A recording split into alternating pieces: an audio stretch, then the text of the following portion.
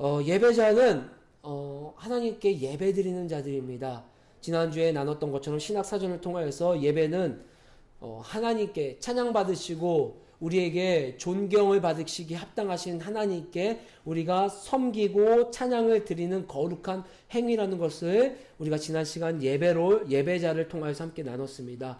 예배자는 그 마음의 중심이, 예배의 주체가 내가 아닌 왕이신 나의 아버지 하나님을 중심으로 하나님을 주체가 되는 것이 예배자의 모습입니다. 그 부분에 대해서 가장 잘 설명해 주신 말씀의 구절이 골로새서 1장 16절의 말씀입니다. 우리 한번 살펴보도록 할까요? 골로새서 1장 16절의 말씀입니다. 같이 한번 찾았으면 읽어보도록 하겠습니다. 골로새서 신약성경 323면에 있는 골로새서의 말씀입니다. 시작. 만물이 그에게서 창조되되 하늘과 땅에서 보이는 것들과 보이지 않는 것들과 혹은 왕권들이나 주권들이나 통치자들이나 권세들이나 만물이 다 그로 말미암고 그를 위하여 창조되었고 아멘. 왕이신 나의 아버지 하나님으로 예수 그리스도로 말미암아 창조되었고 그로 말미암아 모든 것이 이루어졌음을 골로새서 말씀을 통하여 우리에게 말씀해 주고 있습니다. 우리가 오늘 지난주 말씀 예배자로 불리는 모습으로 이 자리에 왔습니다. 여러분들의 겉모습을 보거나 저의 모습을 보았을 때는 모든 사람들이 예수님을 믿건 믿지 않건 지금 이 자리에서 예배를 드리는 우리들에게 많은 사람들은 예배자로 부르고 또 예배자로 여기고 생각하고 있습니다. 그런데 오늘 말씀의 제목이 무엇입니까? 예배자로 남느니입니다. 예배자로 남느니.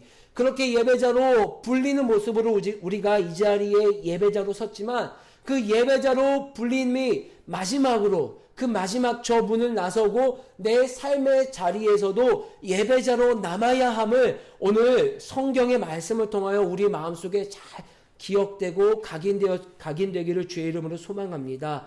이 예배자로 남는 이에 대해서 성경은 곳곳에서 이야기를 하고 있지만 아마도 우리가 창세기 말씀을 통하여 가장 잘 알아볼 수가 있을 것 같습니다. 바로 가인과 아벨의 이야기입니다. 우리 주니어처치 친구들도 들어봤죠? 가인과 아벨의 이야기. 우리 창세기 4장 1절로 3절의 말씀을 함께 살펴볼까요? 창세기 4장 1절로 3절의 말씀입니다. 같이 한번 한 목소리를 읽어보겠습니다. 시작. 아담이 그의 아내 하와와 동침함에 하와가 임신하여 가인을 낳고 이르되 내가 여호와로 말미암아 득남하였다 하니라. 그가 또 가인의 아우 아벨을 낳는데 아벨은 양치는 자였고 가인은 농사하는 자였더라. 세월이 지난 후에 가인은 땅의 소산으로 제물을 삼아 여호와께 드렸고 아멘. 아담과 하와가 동침하여서 자녀를 낳았습니다. 가인이라는 형과 아벨이라는 동생 형제를 낳았어요. 가만히 보니까 가인의 아우 아벨은 양치는 자였고 그 형 가인은 농사하는 자였습니다.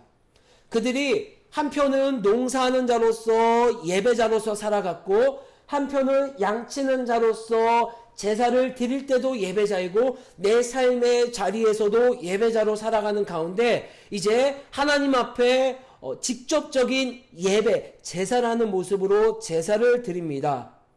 그들이 그 제사로 예배로 나아갈 때 다들은 예배자로 똑같이 불려졌으나 한 그룹은 예배자로 남고 한 그룹은 예배자로 남지 못하는 모습을 성경은 우리에게 이야기해 주고 있습니다. 4절로 5절의 말씀을 함께 읽어볼까요? 시작. 아벨은 자기도 양의 첫 새끼와 그 기름으로 드렸더니 여호와께서 아벨과 그의 제물은 받으셨으나 가인과 그의 제물은 받지 아니하신지라. 가인이 몹시 분하여 안색이 변하니 아멘. 하나님께서는 분명히 예배자에 대해서 이런 모습을 말씀해 주고 있습니다. 4절 말씀에 뭐라고 말씀하고 있죠? 아벨은 자기도 양의 첫 새끼와 그 기름으로 드렸더니 여호와께서 아벨과 그의 제물은 받으셨으나 5절에 가인과 그의 제물은 받지 않으셨습니다 라고 말하고 있습니다. 예배는요, 단순하게 여러분들이 오늘 나의 삶의 자리에서 어떤 사람들은 헌금을 가지고 오기도 하고요, 어떤 사람은 마음을 가지고 오기도 하고요, 어떤 사람은 몸을 가지고 오기도 합니다. 그런데 예배는 1차원적으로만 볼 수 있는 것이 아니라 예배는 입체적으로 보는 것입니다. 내가 가지고 온 예물, 그 예물의 모습을 보았을 때, 이 사람이 오늘 제사를 드렸구나, 예배를 드렸다라고 말할 수 있습니다. 하지만 나의 삶이, 오늘 성경은 분명히 말씀하고 있습니다. 하나님은 아벨과 그의 제물은 받으셨으나 가인과 그의 제물은 받지 않으셨다라고 말하고 있습니다.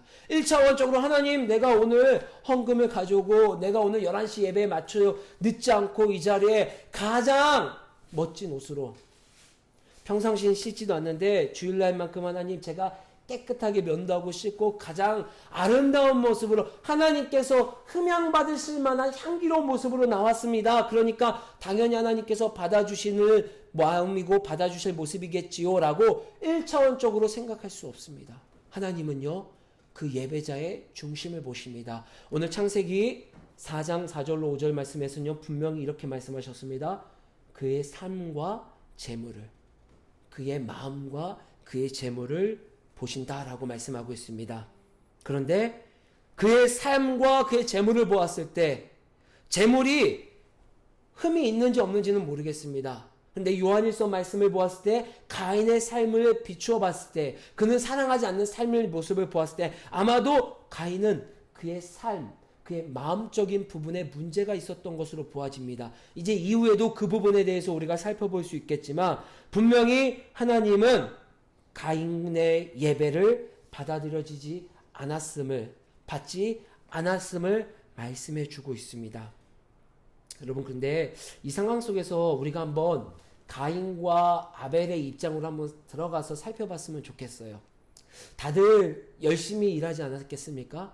열심히 자리에서 농사를 지었고 열심히 양을 쳤어요. 그리고 아담과 하와로부터 얼마나 많이 들었겠어요?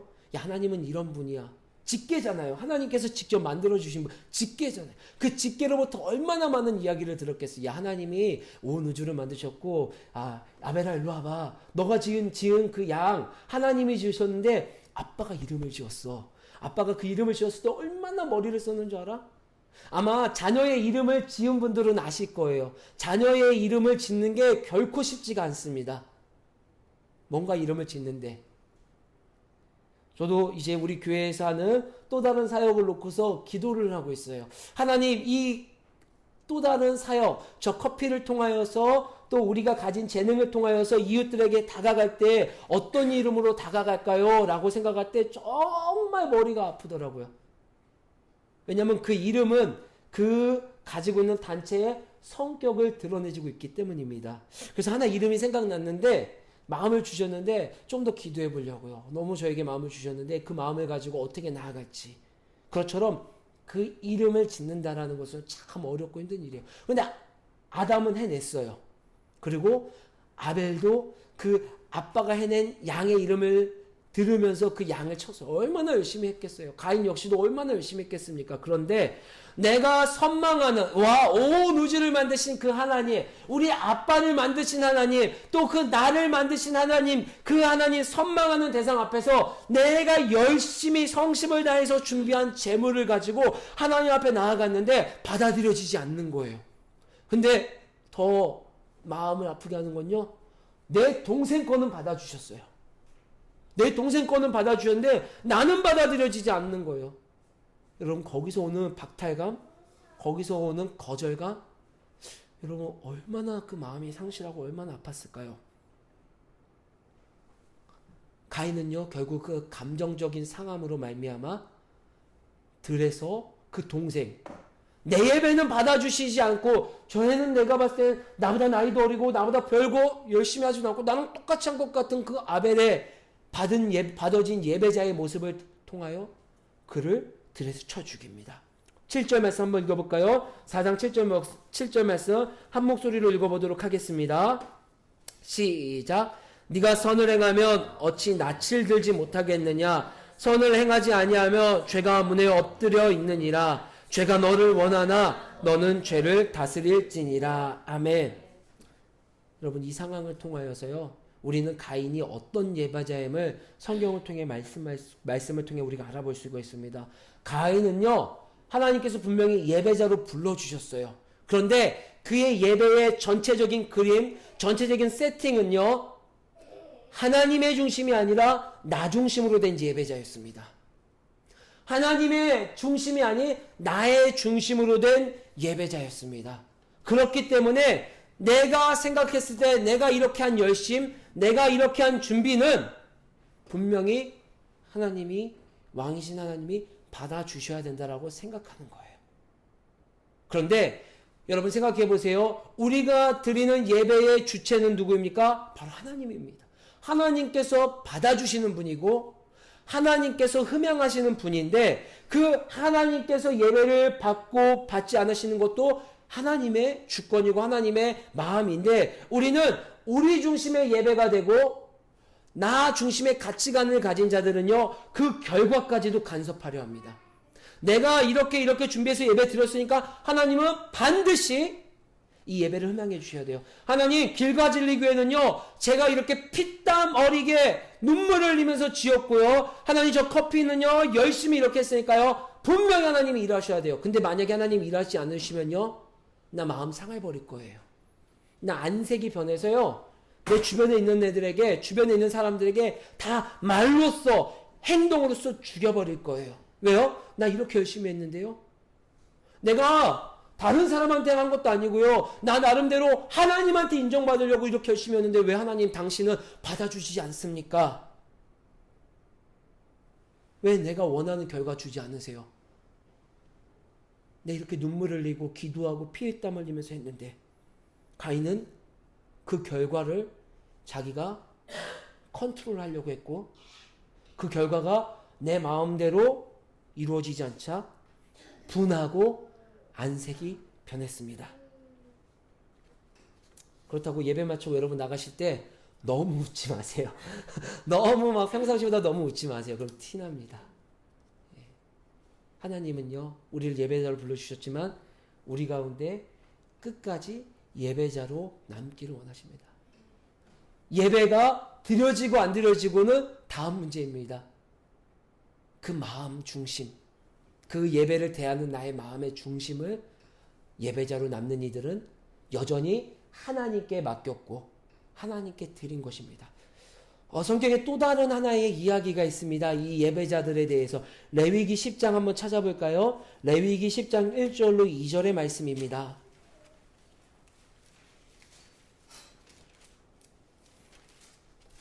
레위기 10장 1절로 2절의 말씀입니다.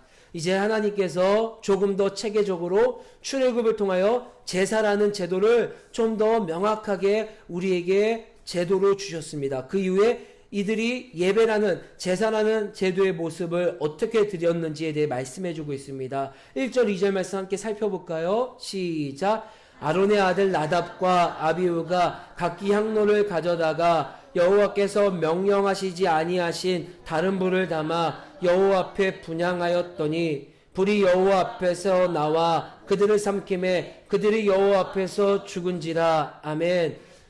제사장 아론의 아들 나답과 아비후가 하나님 앞에 제사를 드립니다.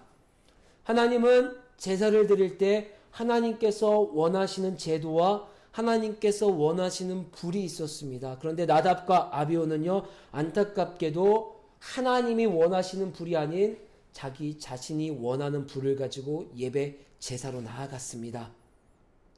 이 말은 다시 말하면 예배를 드리는데 하나님의 중심이 아닌 나 중심으로 예배를 드렸다는 거예요. 여러분이 나답과 아비후라면요, 좀 더 좋은 불을 드리려고 노력하지 않았을까요?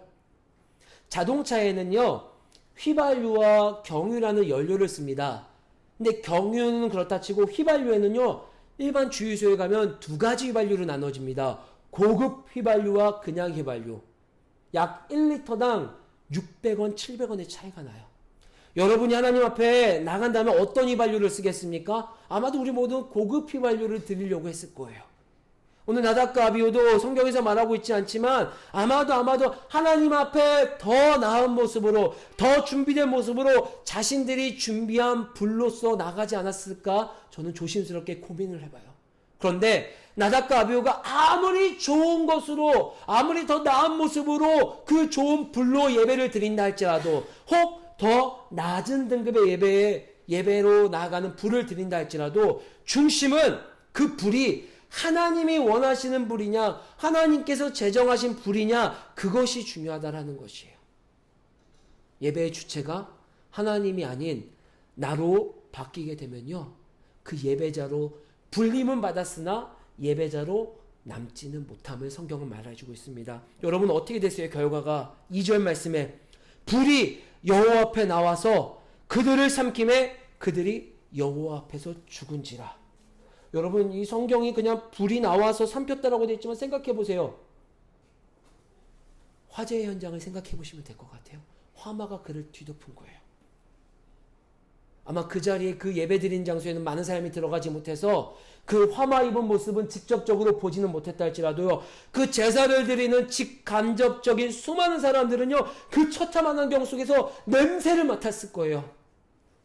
너무너무 상상하고 싶진 않지만 나답과 아비후의 그 냄새, 하나님께서 여호와의 그 불이 덮는 그 냄새를 맡으면서 그들 마음 가운데 어떤 마음이 들었을까? 와, 내가 나답과 아비후처럼 예배자로 불러졌지만 예배자로 남지 않으면은 내 삶이 저렇게 될 수 있겠구나. 오늘 성경은 극단적으로 10장 1절 2절 말씀을 통하여서 예배자로 부름받았으나 예배자로 남지 않은 그 모습을 성경은 말씀해 주고 있습니다. 나중심으로 드리는 예배, 그 예배는요, 결코 예배자로 불림을 받았지만 예배자로 남지 않음을 성경은 말해주고 있습니다. 이러한 모습을 신학에서는요, 신학 용어에선 타락이라고 표현합니다. 타락. 인간과 하나님 사이에 하나님의 주권을 인정하지 못하고 나의 주권이 하나님보다 앞서는 것, 그것을 타락이라고 하고, 타락으로 말미암은 타락의 결과가 바로 하나님과의 관계가 깨짐을 말하고 있습니다. 타락의 결과는요, 앞선 것처럼요, 가인처럼 분냄, 내 안에 하나님이 주신 평화가 있을 자리가 없어집니다. 더 나아가 나답과 아비후처럼요, 내 안에, 나답과 아비후는요, 겉으로 보이는 사망의 자리에서 발견되었지만, 오늘날 때로는 우리 가운데 예배는 드렸지만 내 안에는 생명이 없고 여전히 하나님 나라가 없는 죽음의, 사망의 길을, 사망의 감정을 누리게 된다는 것입니다. 한마디로 하나님 나라가 없는 예배자가 된다는 것이에요. 우리가 예배자로서 온전한 자세를, 예배자로서 내 중심으로 예배를 드리다 보면요, 내 안에 여전히 분냄이 가득 찰 수밖에 없고요, 내 안에 하나님이 주신 생명을 누리는 것이 아니라 하나님이 없는 사망의 길을 걷는 것 같은 그 길을 걷는다는 것을 성경은 우리에게 보여주고 이야기해주고 있습니다.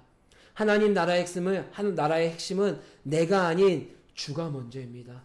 내가 중심이 아닌 예수 그리스도가 중심입니다. 예배자 역시 마찬가지입니다. 예배자의 겉모습이 중요한 것이 아니라 우리의 마음이, 이게 실패할 수도 있어요. 그런데 여전히 그 마음속에 내가 중심인 자는요, 실패 속에서 예배자로 남지 않고 여전히 내가 중심이었지만 그 중심 속에서도 하나님 여전히 내가 중심으로서 살아가지만 하나님, 나의 연약함을 주님께 맡기고 나는 가난한 자로서 주님이 아니면 살 수 없음을 고백하며 하나님의 도우심을 누리는 자는요, 하나님의 눈에는요, 예배자로 남음을 말씀해 주고 있습니다. 트라우마 한국사회라는 책을 보면요, 근현대, 우리 한국 근현대의 시대를 이렇게 나눴더라고요. 60에서 70년대는 좌절 세대, 유신 정권이 들어서고 전쟁 직후여서 너무나도 먹고 살 것이 없는 그 시대를 좌절 세대라고 봤습니다. 그리고 70에서 80년대는요, 민주화 세대 막 데모하고 우리의 자유를 위하여서 싸우고 있었던 세대. 그리고 80에서 90년대는요, 막 세계화 시대, 막 세계로 뻗어나가려는 세대고요. 아이러니하게도 90에서 2000년대는요, 공포 세대라고 불렸습니다. IMF 이후에 너무나도 살아갈 수 있는 것이 없는 것, 그 모습을 보면서요. 시간의 흐름이 지날수록 가만히 이 세대를 살펴보면요, 점점 우리 공동체 중심에서 나 중심으로 바뀌고 있음을 볼 수가 있습니다. 여러분 60년대 생들이 살아온 70에서 80년대 세대는 민주화 세대라고 불리고 있습니다. 그 시대에는요, 비록 나의 아픔이 아니고 비록 나의 손해는 아니지만 타인의 아픔. 와, 저 사람이 너무나도 불합리한 모습으로 죽었어. 영화 1987을 보면요. 한 대학생이요. 모진 고문을 당하다가 그것에 대해서 관여한 경찰들이 이제 인터뷰를 통해서 말합니다. 어떻게 죽었습니까? 그러니까 이렇게 말하고 있습니다. 탁 했더니 죽었다고. 신체 건장한 대학생이. 아마 오늘날 같았으면요. 너무나 다 안타깝지만 그래? 그 사람의 죽음은, 그 사람의 아픔은 그 사람의 아픔과 죽음으로 멈춰질 것입니다. 근데 민주화 시대 70에서 80년대는요. 그 사람의 아픔이 그 사람의 아픔으로 멈추지 않고 나의 아픔, 우리의 아픔을 다가와 그 사람 때문에 내 생계를 내려놓고 데모 현장으로 나가고 시위 현장으로 나갔던 것이 70에서 80년대의 특징이었음을 트라우마 한국 사회에서 말해주고 있더라고요. 그것은 무엇입니까? 적어도 80년대까지는요. 우리 사회가 나 중심보다는 우리 중심으로 살아갔다는 거예요. 우리가 함께 살아가는 것, 우리 공동체가 살아가는 것. 그런데 세계화 시대가 점점 도래하고 공포세대가 도래하면서 이제 우리라는 말이 사라졌습니다. 나 중심, 나 중심, 나 중심. 그래서 욜로족이 생겼죠. 내가 행복하고 내가 재밌고 내가 기쁘면 돼. 나만 잘 되면 돼라는 한 개그맨의 그 말이 참 마음이 아팠습니다. 나만 잘 되면 돼. 저 사람은 짓밟고 올라서도 나만 잘 되면 돼. 나 중심의 문화가 시대 속에 점점점 반영되고 앞으로 2020년, 2030년, 2040년 시대가 지나면 지날수록 조금 더 개인 중심의 문화가 더 발전될 것이라고 책들은 전망하고 있습니다. 더 안타까운 건요. 나 중심의 문화가 어느 순간 교회 곳곳에서도 너무나도 견고히 잡았습니다. 나 중심의 문화가 어떤 특징이 있을까요? 제가 여러 번 우스갯소리로 많이 얘기합니다. 지정된 자리. 여기 내 자리인데 제가 어떤 경우를 봤었냐면요. 몇 번 설교 때 언급했지만 여기 내 자리예요. 내 자리인데 새로운 청년, 새로운 사람이 왔을 때 그 자리에 앉으면요. 새로운 사람이 왔음에도 불구하고 비키라고 합니다. 여기 내 자리라고 해서. 그것도 교회 중직자분이. 참 마음이 아프더라고요. 근데 아무도 그 말을 못했어요.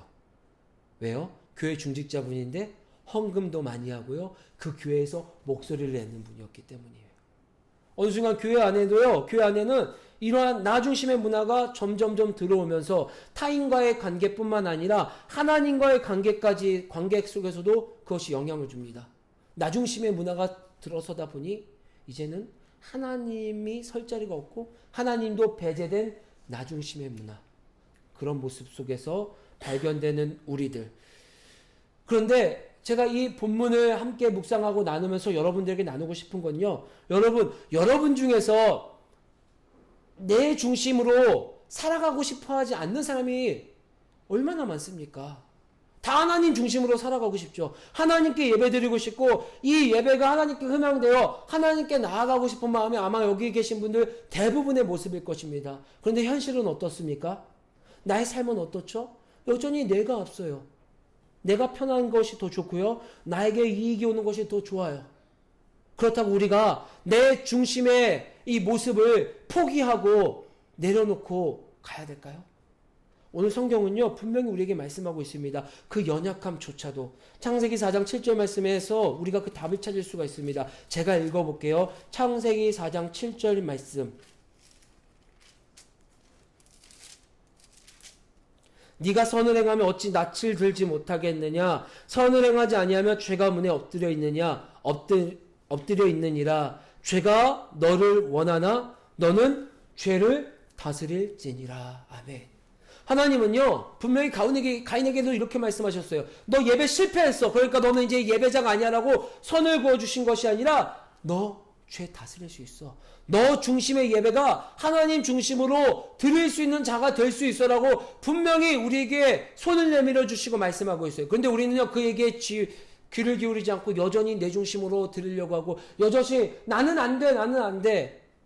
그저 은혜라는 미명하에 그렇게 살아가고 있음을 성경에서 말하고 있습니다. 성경에서 얘기해주고 있지 않지만 우리는 그렇게 우리 중심으로 이야기하고 있습니다. 그러면 어떻게 우리가 우리 죄를 다스릴 수 있을까요? 어떻게 하지? 내 중심으로 예배를 세우는 예배자가 아닌 하나님 중심으로 하나님께서 예배자라고 아벨처럼 인정해 주는 자가 될 수 있을까요? 바로 우리에게 오신 예수님. 그 예수님으로 우리는 예배자로 남을 수 있고 예배자로 설 수 있습니다. 우리 골로새서 1장 20절 말씀 함께 읽어볼까요? 예수님이 이 땅에 오신 많은 목적이 있으나 오늘 골로새서 1장 20절에 우리에게 이런 모습으로 말씀해 주고 있습니다. 골로새서 1장 20절 말씀입니다. 시작. 그의 십자가의 피로 화평을 이루사 만물 곧 땅에 있는 것들이나 하늘에 있는 것들이 그로 말미암아 자기와 화목하게 되기를 기뻐하심이라. 아멘. 예수님께서는요, 이 땅에 우리로 알고 우리 중심으로 껍데기 예배자들에게 하나님과 화목할 수 있는 그 도구로, 그 통로로 이 땅에 오셨음을 우리에게 말씀해 주고 있습니다. 앞서 말씀드린 것처럼요, 나중심의 예배자들은요, 하나님 나라를 결코 누릴 수가 없습니다. 왜냐하면 그들에게는 분냄과 그들에게는 사망과 그들에게는 절망밖에 남아있지 않기 때문입니다. 구체적으로 예수님께서 그런 자들에게, 나중심의 예배자들에게 이제 하나님의 중심이 되는 하나님 나라를 선포하고 하나님 나라가 확장되어질 수 있도록 이 땅에 오셨음을 말씀해 주고 있습니다. 이제 누가복음 4장 18절 말씀을 읽고 말씀을 마치겠습니다. 누가복음 4장 18절 말씀입니다.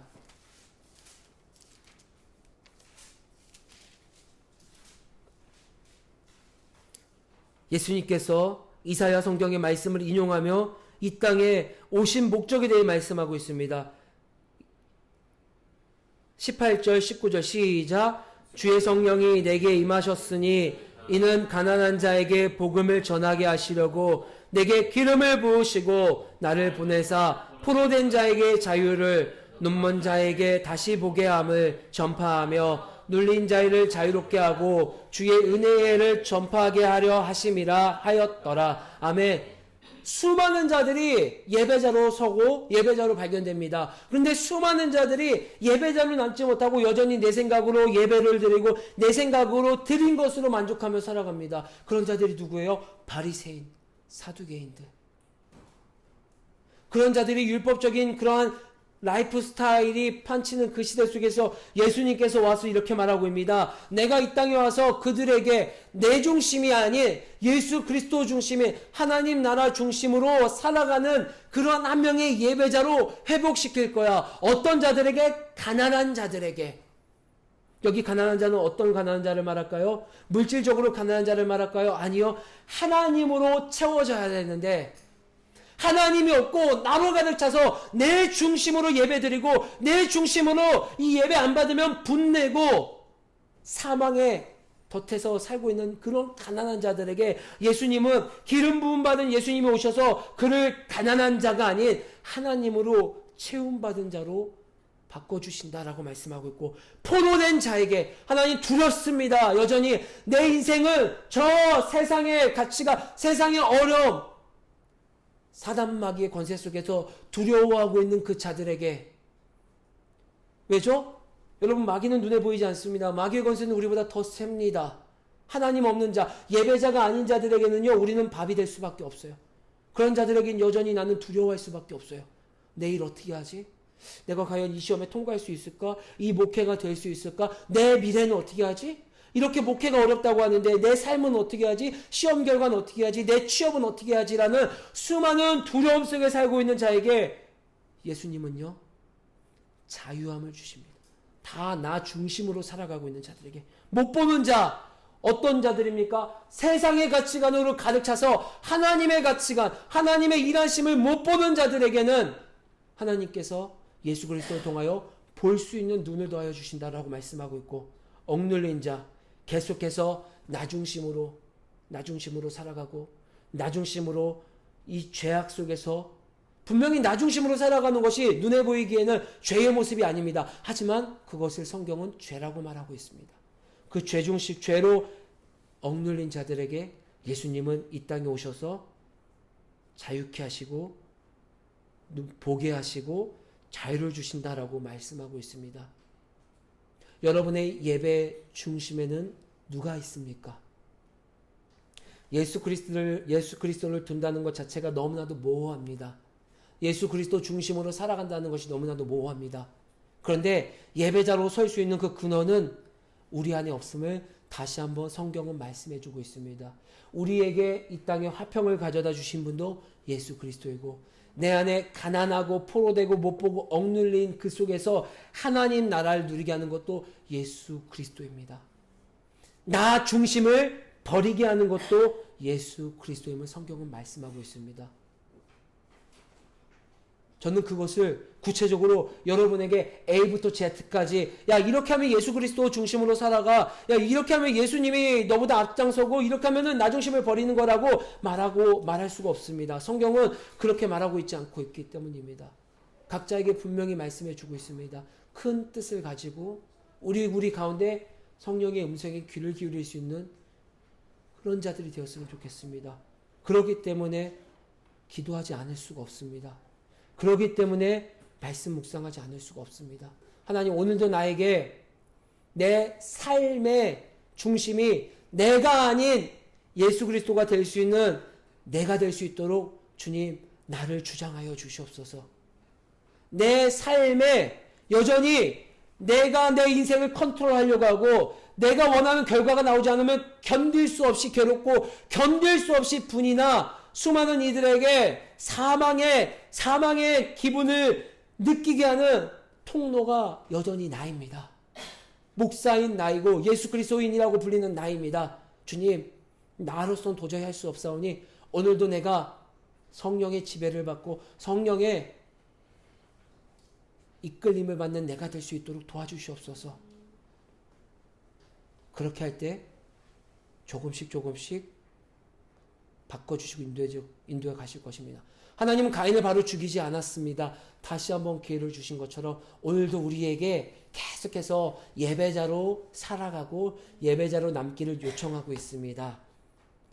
하나님이 원하시는 예배자는요, 말씀을 마치겠습니다. 내가 아닌 주가 중심이 되는 삶을 살아내는 자입니다. 그렇게 살아갈 수 있는 우리 모두가 될 수 있기를 주의 이름으로 소망합니다.